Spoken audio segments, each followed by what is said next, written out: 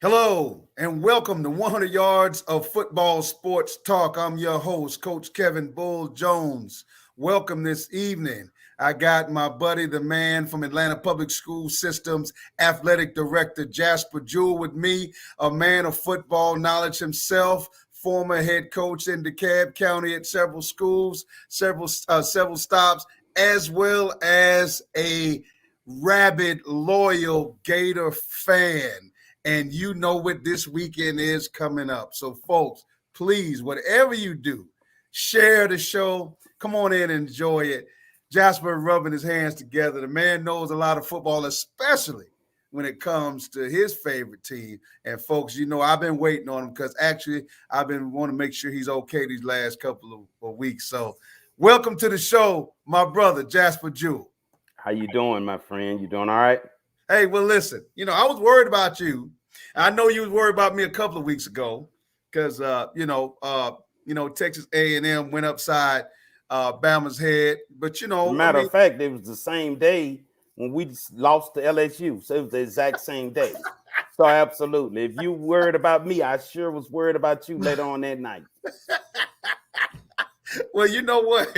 Here's the funny part about it, and then, I just think, when all that happened, I just had to, get my mind right because one thing about football, there'll be another Saturday afternoon for some more football to go on. But for us tonight, it's those Georgia Bulldogs who's got the number one defense in the nation. And I got a chance to watch them 2 Saturdays ago, live and in person against Kentucky.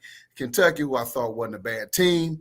They're coming up, and they were undefeated at the time. And I just watched Georgia, just the defense dismantle them later on in the game as the game wore on. It was most unbelievable sight to see. All those players from Kentucky getting flipped on their head. And I tell you, Georgia was extremely physical. So with that being said, and now we got the used to call it the cocktail bowl party. What did they call it, Jasper? They don't World's call it largest outdoor cocktail party. Okay, so now they're going to come down to Florida. I don't know why they keep calling it a neutral site because you all are really at home and you know it. So now you got to face those Bulldogs.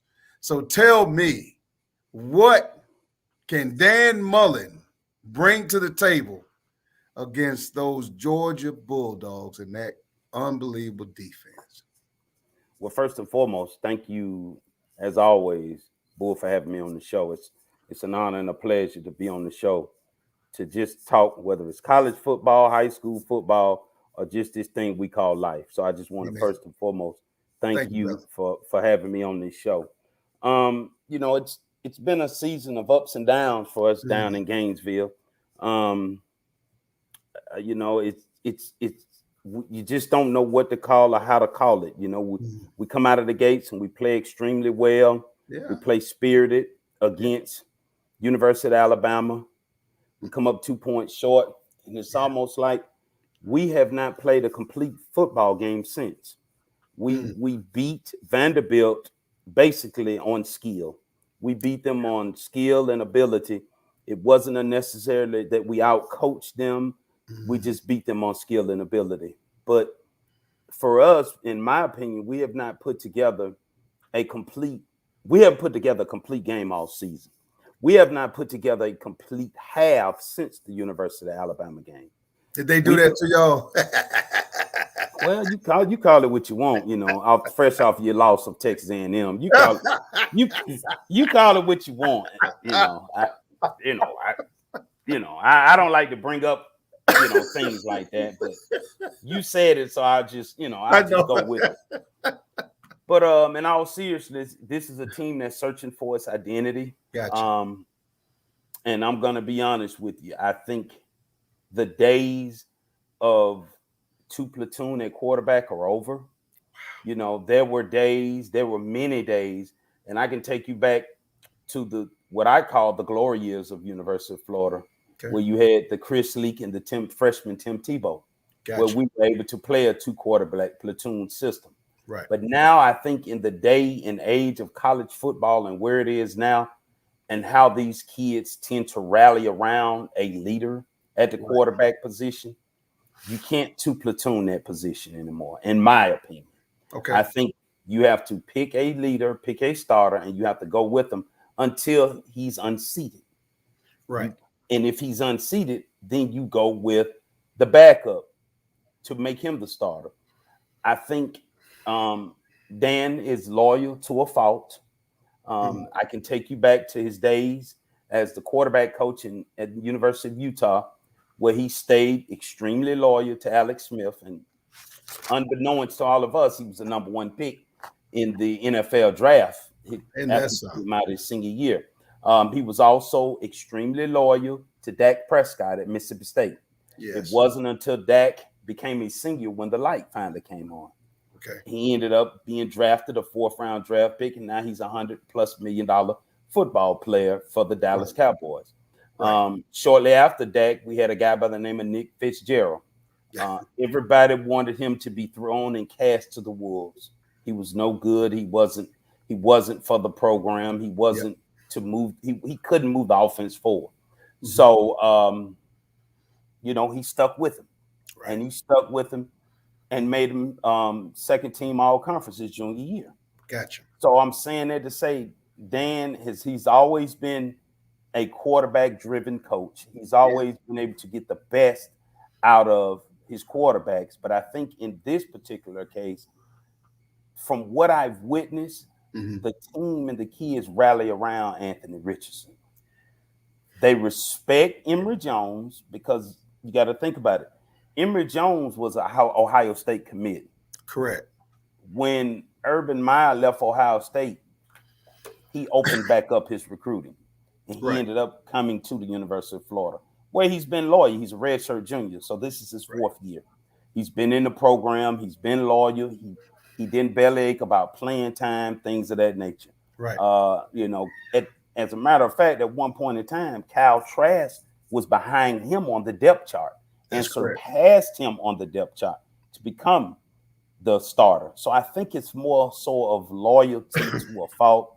But I think at this point, if we're going to have any opportunity or any chance at upsetting a very, very good, very, very well coached and very good skilled team in University of Georgia, Anthony Richardson has to trust the field. He has to touch the field. We have to trust in his ability, in his instincts.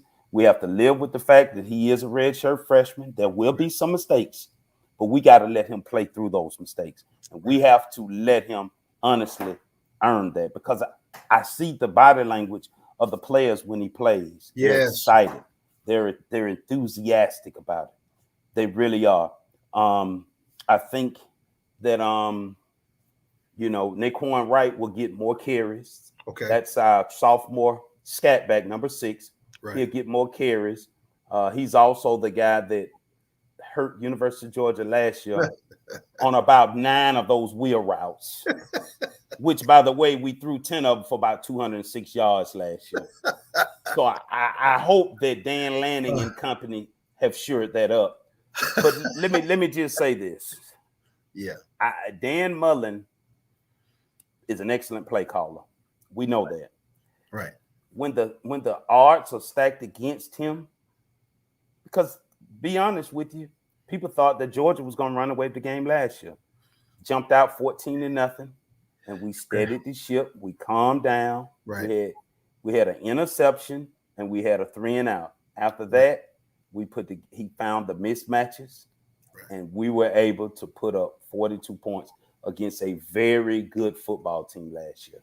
Now, I would be remiss if I didn't say that I think University of Georgia is pound for pound one of the better teams in the country this year. Correct. They play about 17 to 18 consistently on defense. Right. They have a lot of 4-star, 5-stars over there. Offensively, they started to come around. Probably hadn't thrown the ball as well as they wanted to, but against the talent that they played, they've showed a lot of offensive power and prowess in that what I call a four-head monster at running back. Between Milton and Cook, Zeus, yes. Right. They're very good. So I'm just going to be honest with you. I'm going to watch this game Saturday with a lot of. I want to see where we are. This Right. will prove to me whether win or lose, whether University of Florida is ready to take that next step in terms of being a top tier football team. Because honestly, last 8 games against top Power 5 opponents, we're 2-6. We've got to change that. We got to change that narrative. Well, let me ask you this: what is the deal with Todd Grantham and this defensive part? Because you just talked about how Florida was able to they were spotted 14 points last year and they came back offensively. The proudness of their offensive adjustments they made was really good, but there was some defensive stuff that went well last year for them when Grantham with his packages, pressure packages. But what has happened this year that makes it so hard for the Gator defense? Because I truly believe where the game. Listen, Georgia's defense, and I don't have a problem saying it. I believe it. It's going to, that front seven is going to hurt whoever's playing at quarterback if he doesn't get rid of that ball really fast. Because Georgia has proven to me that the agility and the quickness of those front 4 guys. We're not even talking about the linebackers. We just talking about the front 4 dudes. Is just on a truly another level, and it's been that way. Georgia's been in that consistent level defensively for a while now. But Georgia's Achilles heel is the vertical passing game. And I noticed at the Kentucky game that a lot of things that they had to do to be successful passing the ball had to come down to those tight ends. The Bowers kids, pretty good. The Washington kid, pretty good. I mean, I got to give it to him. Big target. And Bennett was able to get the ball to him. But what is Todd Grantham going to be able to cook up against a Georgia offense like that when they've been so up and down? Because you and I both know as coaches that Georgia's going to lay on you with that running game and beat your head in. They're going to hurt you. They'll play keep away with the football. But what do you think Grantham has to do? Well, I've always called Todd Grantham the riverboat gambler because he plays a very gambling, blitzing style, aggressive defense. But the only problem with playing a defense to where you gamble as much as he does, if you don't get there, it leaves a lot of holes. Yeah. It leaves a lot of openings. Yeah. And that has really been our Achilles this year. We haven't got after the passer, even though we're second in the SEC in sacks. Yeah. Some of those sacks, again, are against lesser talent, inferior opponents. Right. I think he needs to mix it up a little bit. You can't be as predictive with your blitzes and with your packages as you have been in the past. Okay. LSU did a great job of getting rid of the ball fast, getting rid of the ball quick, quick play action, 1 step, 2 step, 3 step drop. It wasn't a lot of. Max Johnson didn't have to drop back 5 and 7 steps. He got rid of the ball quick. And in my opinion, if you're a blitzing team, and if teams are able to hit what I call the hot spots, which is where the blitzer comes from, there are going to be gaps and there are going to be openings. So I think Todd Grantham's defense is predicated on getting to the quarterback or causing turnovers. If we don't do a better job with disguising our blitzes, showing 1, sometimes dropping back to 3, maybe combo coverages, right, on the double side or whatever the case may be, we're gonna be in for a long night. But I really, something is telling me, because there hadn't been a lot of buzz out of Gainesville. There hadn't been any talk. There hadn't been any coach talk. There hadn't been any player talk. So what does that tell you when that happens? I know what I think is happening behind the scenes, but as you being a former head coach, what do you think is happening when it gets to that point? Well, what I'm hoping is happening is that the kids are locking in. The kids understand the magnitude of this game. This game is bigger than the number 1 team in the country coming to Jacksonville. This game is about recruiting. This game is about pride. This game is circled on your calendar 364 days before it happens.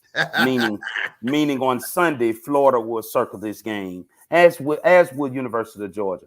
You think Georgia will? Do you really think Georgia does? You got to think about something. Georgia wants redemption for last year. Yeah, okay. Georgia lost 43-29 to University of Alabama, 42-28 to Florida. Right. Their two losses those were the two most lopsided losses they had all year. Right. They want redemption. Say those again. That was for real. Wow. They want redemption. So I think that I'm hoping that I will see a team that is focused, that is locked in. And in all honesty, I just want a good, honest, hard-nosed 4 quarters of worth of football. If I get that and we're not victorious at the end, then I can live with that. But what I can't live with is them laying down. And I'm be honest with you, there's been some talk of hot seats down in games. Well, I mean, deservingly so. They should be. At what point, though? You know what I mean? What point? Well, it should be now. Do you? Yeah. Let me ask you a question. Let's put yourself in an AD position. Do you go after the defensive coordinator? Do you go after Dan Mullen?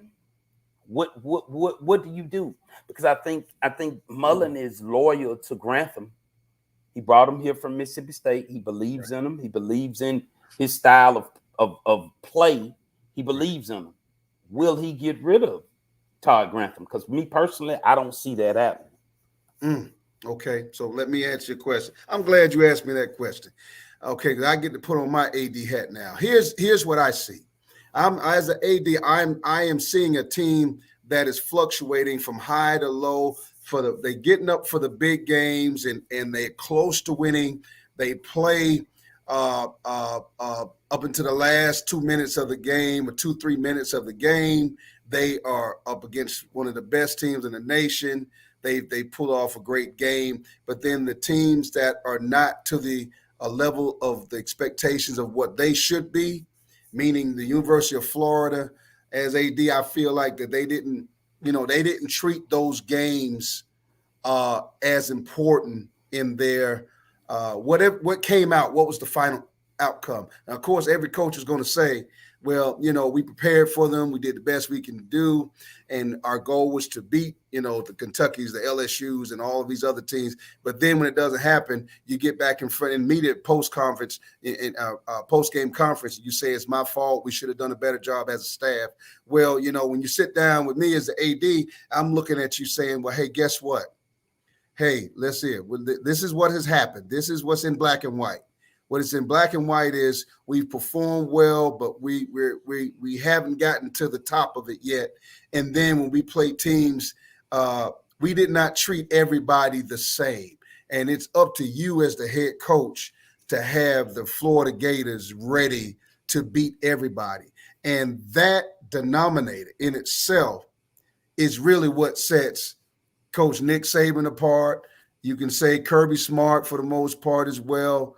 Because I can't say Kirby. Okay, you can't say Kirby. Every big game, and I'm not saying this because I'm a Florida fan, but I'm just going to be a realist.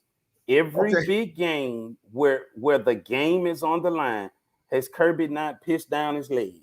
Oh, let's be honest. Let's go back to the University of Alabama game. Yeah. When he faked the punt in his own territory, how dumb was that in the SEC championship? Huh? When Alabama goes to a true freshman at quarterback in Tua Tagovailoa, and you have a busted coverage in overtime after you just finished with a sack, you have a busted coverage in overtime against a true freshman. True freshman. Here's what I call it. I call it crossing those tough waters as a head coach in the biggest games of your career. See, that's the part, and you and I both know this. Everybody can sit back. The decisions that are made on Saturday afternoon, for you and I, it's on Friday night. Those things live in infamy, meaning yes, they do. That forever forever in life, you can say this is what happened on that day. If I'm a so-and-so fan, a Georgia fan, a Florida fan, this is what happened. Georgia fans will never let go of Lindsey Scott catching that touchdown pass, Buck Belue. They'll never. People have died as Florida Gators fans. The University of Florida. I might add. Yeah. They'll never let that go. So when you talk about where Kirby is, Kirby has been in those situations, and he has not come out on the best end of the stick on those situations. But you have to admit that he at least got there when Florida hasn't gotten there. Florida hasn't gotten there. Let me say this first and foremost, and I'm not knocking Kirby Smart. I think watch where I'm going with this now. You know, how many years was he at Georgia before he played the national championship game? Now I got to give him that credit. Off of Mark Richt's talent. Let's just be honest with each other. Mark Richt had talent. That was year two. That was year two, and that running back room are all in the NFL. Tell me I'm lying. Tell me I'm lying. The entire running back room is in the NFL right now. You've got about 4 players on defense that are in the NFL right now. So he took over a program that was loaded with talent. But you have to let me finish now. Contrary to popular belief, loaded with talent. Dan Mullen took over a University of Florida team left for dead after Jim McElwain left. They were left for dead. When Jim McElwain left, we were number 66 in the country in recruiting. 66. So how does that happen in Florida? In Florida. So I see where you're going with that. His rebuild has been totally different from what Kirby's rebuild has been. Because Kirby didn't have to rebuild. Kirby had to change mindsets. He had to get kids to practice harder, to work out harder, bring some of that, what he learned from the Godfather Nick, over to Athens. That's all he had to do. He had to change a mindset and a mentality. Okay. Dan has had to change an entire culture. And culture change that, quite frankly, hadn't been there since Urban left. It hadn't been there. You know it and I know it. It hadn't been there. Okay, that's true. But that's just like when you fix that car up the way you get that hunk of junk of a car and you decide you get it out the junkyard and you're going to fix the car up and you're going to put all the bells and whistles on it. But first, you're going to start inside out to get the engine right, get the transmission right, give it some horsepower, make it purr like a kitten or make it roar like a lion. You've decided what you're going to do with it. And then on the outside, you make it pretty. But at the end of the day, the common denominator is you still got to drive the car. Can you drive the car? Can you drive the car, Dan? And I don't think Kirby can drive it. That's what I'm telling you. I don't think Kirby can drive the car. Whoa. He's too emotional during the game. He's too involved during the game. And that causes, you know it and I know it. You've been a head coach. When you're so wrapped up in the game physically and emotionally, it makes you lack judgment in key times, and that's what has hurt the University of Georgia. But the fans, the fans now we're doing coach talk. Oh my God, I'm loving it because the fans might not understand what you just said, so I need you to break that down. Jasper Jewell, former head coach, now athletic director, Atlanta Public School System in Atlanta, Georgia. Break down what you just said, because what you said was truly from the coaching side of the fraternity, that the fans that watch this show, if they didn't coach, they might not get it. All right, I'll keep it. I'll relate it to my job status now as the district athletic director.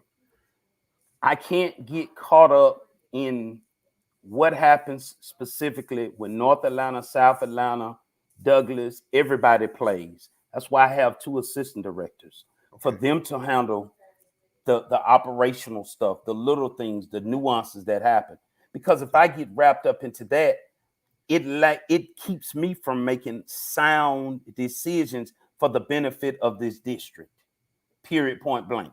I can't get caught up in, this kid got kicked out. That's not right. I'm calling this officials association and I'm going to stage a protest. No, I'm going to empower my assistant ADs to pick up the phone, call the head coach, talk them through, and advise them as to what should and should not happen.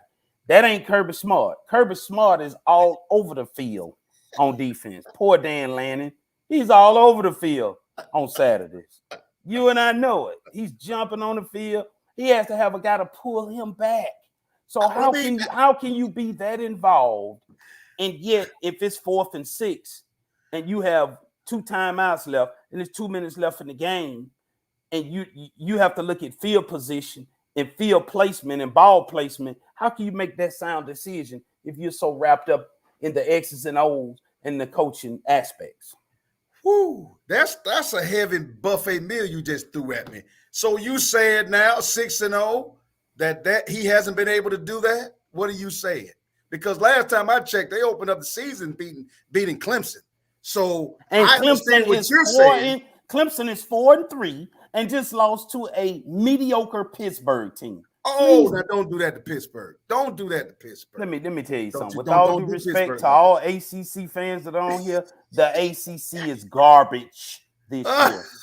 It's trash. Okay, I can pick a few non-Power 5 conferences better than the ACC this year. Oh wow! You name me a top tier team from the ACC, Kevin. I'm listening. I can tell you right now, and when it's all said and done and smoke clears, Pitt will be at least in the top 12. I don't know about the top 10, but they'll be in the top 12 because they're gonna make it to their ACC championship game. Now, I've said that on another show. And we're talking about a major Power 5 conference, and your best team being in the top 12, really? You can't call, but really? You can't say that about. Listen, the only reason why they don't let Pitt play on TV enough for them to get the love that they deserve. But at the end of the day, what I'm saying to you is, when you turn around and take the best teams, and you talk about what ingredients do they have to be the best. Okay, yes, the motion part of it, I get what you're saying. It does make sense. However, don't take away the people he's defeated, because last time I checked, Kentucky was doing really well before they walked into Sanford Stadium, and they're not bad with a Chris Rodriguez. Hats off to him at running back from Ola High School down in south side of Metro Atlanta. I'm not making excuses, but okay. Guess what? When you have a top 3 recruiting class for 5 years in a row, and you're not good, shame on you. I'm just being honest with you. Shame on you. When you have guys up on the defensive line that returned an extra year for COVID year that were already preseason all conference guys, and they returned because they had another year because of COVID. Shame on you. When you're playing 17 4 to 5 starters consistently on defense, you have arguably the best running back tandem all around in all of college football. Shame on you if and you're the shame not is big. Shame. Listen, but the proof is in the pudding now. And you know how I feel about Bulldogs. Like I always say, my tax dollars go to Athens. But I am a Bama fan, but I have to respect what Kirby's done. And I have to give him that respect. I got to respect him. And I'm going to tell you why I got to respect him. Number one, he learned from the master. Okay? And he did bring some of the things he learned over in Tuscaloosa under Nick Saban to Georgia, and he's been very successful.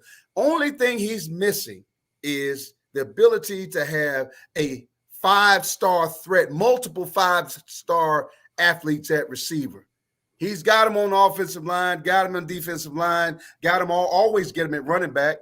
Some might argue he has better running backs than Bama every year. Some people argue that. But to me, it's 1A, 1B, but look at him now. But when it comes to receiver, that's the only problem that I'm having with them in this game, is because me being a defensive guy, what is if Todd Grantham is able to slow down the Georgia run game? Listen, 3rd and 15 is not a check down pass to Zeus or James Cook. That's not going to work against Florida. Okay, you have to be able to take those receivers and get downfield and stretch the field, or you're right. Todd Grantham is going to throw a heavy blitz at him, and it doesn't matter if it's JT Daniels, doesn't matter if it's Bennett. you're going to have to check it down. And who are you going to check it down to? The tight ends? Okay, that's going to work for a little while. But at some point in time, to make those safeties back up, he's going to have to throw it deep. And he's going to have somebody who's going to answer the bell. And that's what it's all about. When you get the butter from the duck, you got to answer the bell. Now, I do believe for the Bulldogs, it is a scary game in that you don't know what Grantham is going to bring to the table from the defensive side. I don't think that Florida. For that matter, you don't know what Mullen's going to bring. Well, I don't think Mullen can do anything on the Bulldog defense. Now, I'm going to tell you that right now. I'll bet my house on it. I'll bet my future house on it. He might as well go ahead and get ready to understand. He better get his punter ready to kick it quite a few times, because I don't care if you got Jones back there. Matter of fact, it doesn't matter who you put back there. Now, let me tell you something. With those guys coming off the vulnerability of if there is a weak spot with the University of Georgia, it is the secondary. By the grace of God, their front seven has saved them. But if you can get the ball off, Josh Van from Tucker High School played for the University of South Carolina. He showed that against South Carolina. Look how many times he stretched the field and caught the ball downfield. Had about 8 catches for 136 yards. And see, that's what I'm talking about. What do people start trying to do to find the kryptonite in Georgia? What are they looking for? I'm interested in seeing what Grantham is looking for. I'm interested in seeing what Dan. I'm with you. I think Dan Mullen is still. I saw what he did to Bama. I'm seeing he's done to everybody as far as spinning that ball around. But the problem at Florida is not the offense. It's the defense. It's consistently the defense. Thank you. You true blood Gator fan, and you got to admit it's the defense. I don't care if he's your boy, he's your whatever he is, your frat fella, whatever. It's business. Yeah, I'm gonna call it like I see it. Yeah, if I'm just saying, the closeness, because you and I know in the coaching fraternity, sometimes coaches, they believe in their guys, and there's nothing wrong with that, whether it's an OC or DC. And there might be that conversation eventually where the AD says, hey, listen, you might have to, either he's going to go or you're going to have to go. Now, okay. So I don't see Dan Mullen going anywhere. I'm going to go ahead and say that. I think he is who Florida wants for the long haul, and I think he's a heck of an offensive coordinator. I think he's a very good head coach. I can't shoot him low on that. But Todd Grantham, you are absolutely correct. Rolling the dice for us guys like me who play that high pressure, roll the dice. At least at some point, I make a decision on what I'm trying to take away from. Not only that, Bull, you play it on the high school level. Well, you're supposed to put pressure on a quarterback on the high school level, because he's going to either sink or swim quick.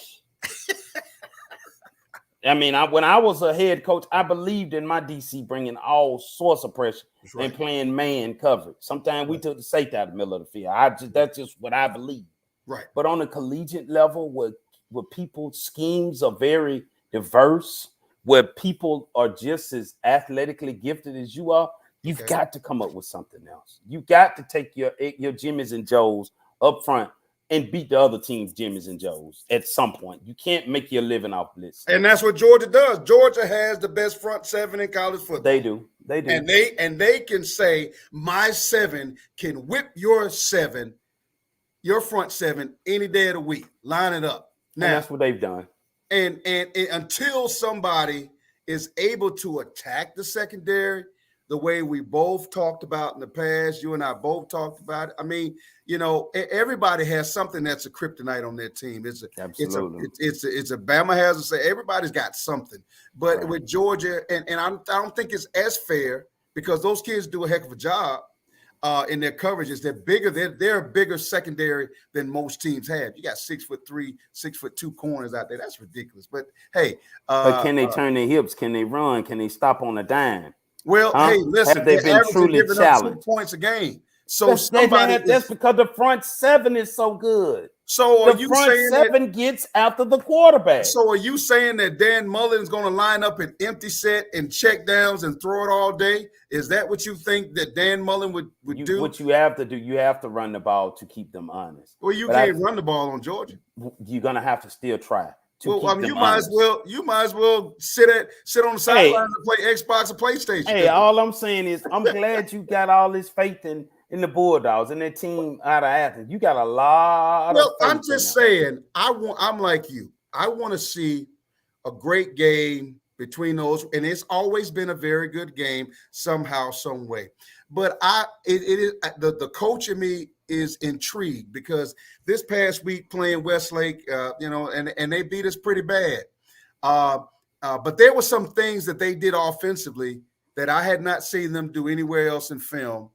And even though we couldn't match them player for player, I respected the fact that they had to come up with, even though physically they were gifted, more talented than where we are right now as a young program, but we still got an opportunity to make the playoffs. But still, I was impressed by what they did in that game to offset my pressure and my seven men in the box and my zero coverage, how they did some things differently. That's respect. And I think you would agree with that.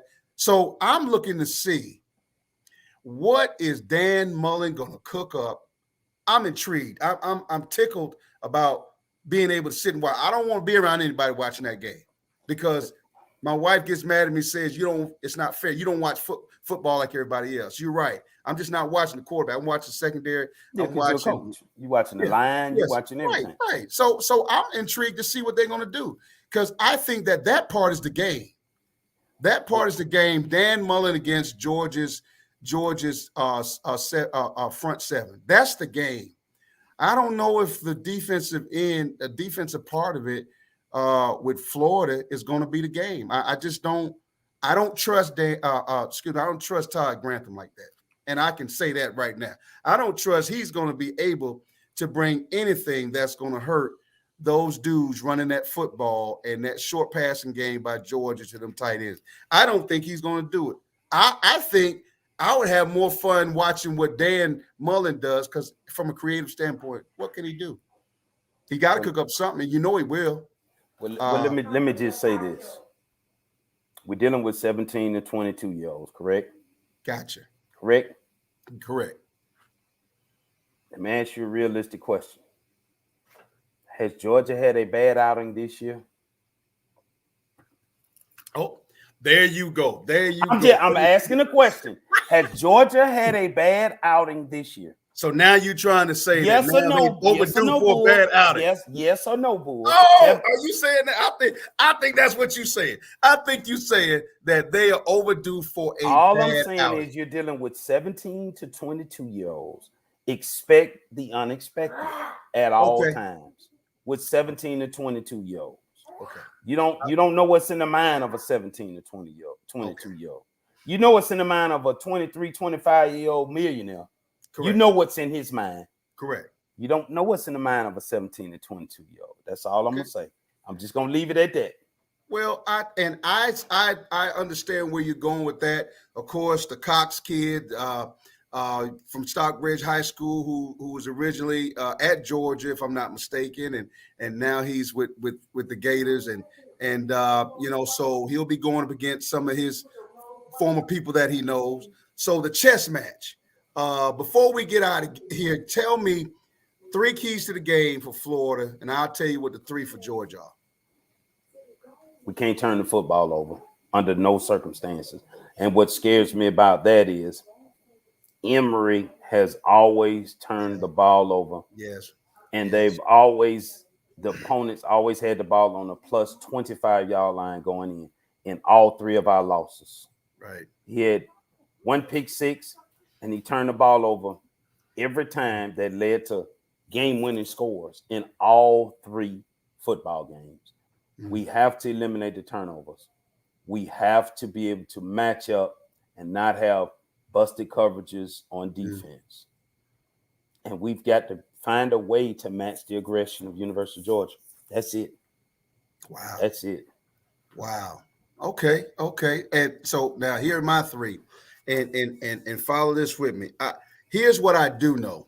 Bama and Georgia run similar defensive, some very similar defensive schemes, and I think that even though Georgia's front seven is really just they're on the class level by themselves. Um, Dan Mullen has already had to face some parts of that man pressure scheme. He had to face that with Alabama, and you saw where that happened. But even though Bama doesn't have the front seven like that, but I'm just talking about secondary wise, it's going to be interesting to see how Dan Mullen attacks um, uh, Georgia as far as the Georgia's defense in the secondary. Is he going to go no huddle? Is he going to go with empty sets? Is he going to check a lot at the line of scrimmage? Is he going to give a lot of motion? Those are the things that what I'm really saying is can Georgia prepare for sudden change? Because there's going to be some sudden change early in the game that is going to be pretty interesting to watch. Second thing I think is the key to the game. Can Bulldogs be able to stretch the field? Now, stretch the field is a big, long word or two. But what I'm really saying is, who are they going to stretch the field with? Are they stretching it with tight ends, running at safeties, or running underneath routes, or are they going to go to a vertical passing game? Will Georgia? Because if Bennett is at quarterback, I mean, yeah, he can run. He can. He's really good at that. Okay. As far as JT Daniels is concerned, well, hey, he's not a runner. Yeah, he's not a runner, and that's a problem for the Bulldogs in this game because Bennett he no longer is a game manager. I think he has graduated to being the starter. Nothing against JT Daniels, but it is what it is. And I believe with Kirby, when Kirby says he's got to lose it, then I agree. Okay, or if he gets hurt. But how does Georgia get that ball downfield when Florida is able to put enough people in the box to slow that run game down? And notice I said slow it. I didn't say stop it. It's just a slowing thing. It's just too many running backs, and Georgia's massive. The third thing that I want to see what happens, how will the Bulldogs react to adversity in a tough crowd, in a tough situation on play calling and crucial plays in the game? How are they going to react when things might not go their way and maybe they don't start off as quick as they used to starting off? Because I think it all begins and ends with the defense. Okay, so if Florida gets the ball first and they score, go down the field and score, I want to know what the look on the Bulldogs' eyes are going to be.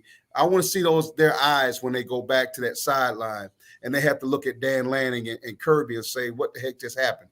How are we going to prepare to go back on the field? They haven't faced adversity all year. Right. And I want to see how they're going to be able to handle that, because it is coming, and you and I keep saying this in December, it's going to be Bama and Georgia in the SEC championship game, bar none. The twin brothers are going to go at it. So hide the women and children and everybody because going to put them in a room by themselves and go at it.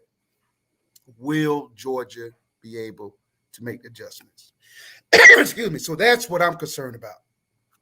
If they can, how they going to handle adversity. But why are you so concerned? You're a Bama fan. Who cares if Georgia makes the adjustments? Well, here's the thing, and I'm glad you said that. And I said it at the very beginning. Dan Mullen has already faced and almost beat us. He came with some packages that hurt us and hurt Bryce Young. He did that. He didn't finish the drill. And we run some things that Georgia runs on defense. So what I'm really saying is Dan Mullen is about to see some things again. He's been down this road, and I'm wondering is he going to continue with the turns he made? So I'm really wondering how that is going to look, because at the end of the day, Georgia's going to have to throw that ball downfield, and we're going to find out if they can get it downfield because those backs are good. But even Kentucky slowed them down for a minute. Not Yeah. long, but it got out of hand. And I tell you something, Jasper. Georgia was slapping them guys around. I saw so many feet go up in the air. I thought some of the Kentucky Wildcats were literally planted in the ground. I saw kids getting hit, and I saw the Georgia Bulldogs running through them like it's illegal. There should have been some charges in that game. Some people should have got locked up on that defense. Hey, man, I'm not finna give Georgia's a good football team, but I can't give them all the praise. 1980 is the last time they were that good. 1980. I was 8 years old. How about that? I'm not giving them all that love and praise. I'm sorry. Well, you know when we get the butter from the duck, because that's what's going down this Saturday. The butter from the duck. So we're gonna find out if it's going to go down Florida way or it's going to go down Bulldog way. And I will tell you this much: I think this is going to be an exciting game. I think it's going to come down to the end.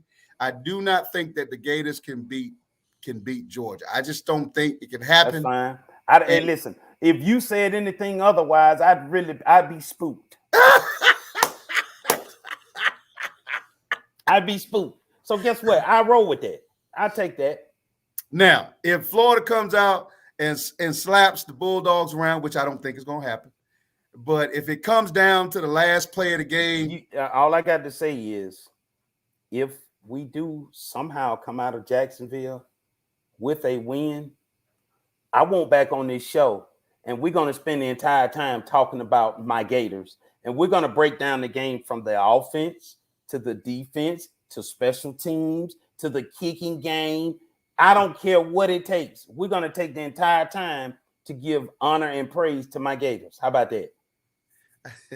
Deal? I tell you what. Deal? I tell you what. Yeah, that's a deal. I tell you what. I'm gonna meet you. I'm gonna meet you there. You know. So Georgia fans, y'all hear me? I'm telling you all. I'm laying it out. I'm rolling it out there, saying what the Bulldogs are gonna do this weekend. And hey, Bulldogs, you see where I'm at on this. So I've already met Jasper Jewell halfway, and I'm really believing that I'm not going to lose this bet, because I still haven't decided what I'm going to have him do when I'm right. I don't even know if I'm going to. That's fine. I have no problem. I ain't decided yet. But that's okay. He's already called me out, and I've agreed totally. So I let my producer, Jeremiah Long, who's with us now. Jeremiah hears us out. Hey, I'm going ahead and say it. If Florida, I will succumb to giving a hour show on what Florida did right if they win. But I also got another Gator hat if you'd like. I'm not putting on a Gator hat. Oh, that's pretty good. You went too far on me that time. You look good in orange, man. You look good in orange. Hey, you're gonna get me put out the house. I just can't go out like that, but that's okay. And listen, and my mama's from Florida, so she's a great lady. My cousins are from Florida. They're great people. I probably got more Florida blood in me than I realized, but it's all good. Being here in great state of Georgia, and hey, listen, it's going to be a great game this weekend. It is what college football is all about. It is. And, I appreciate you being able to come on the show. Final thoughts about the game coming up. Final thoughts. What's the score going to be? I'm not going to call a score. Oh! I'm not going to call a score. Sports fans, did y'all hear that? He's scared. I'm gonna. Well, okay. Since yeah. I'm gonna let my superintendent, Dr. Lisa Herron, hear this. He wouldn't even give a score, and he's a Florida. What kind of fan is that? Let our great superintendent hear this. I will give a score. You twisted my arm. 31-25, University of Florida. Wow. Okay, there you have it, sports fans. We will revisit this thing here. 31-25.